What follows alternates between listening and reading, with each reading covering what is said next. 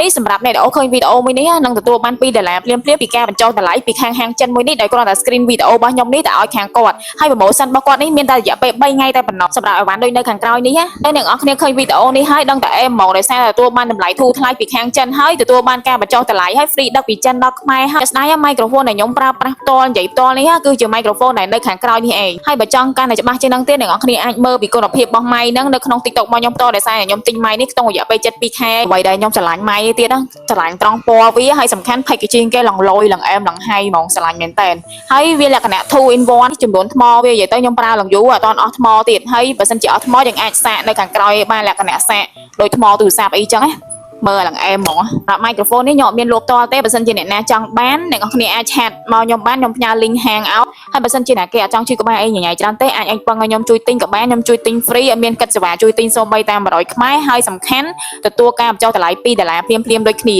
អ្នកនរគ្នាអាចឆាតមកតាម Facebook នេះឬក៏លេខ Telegram នៅខាងក្រោមនេះបាន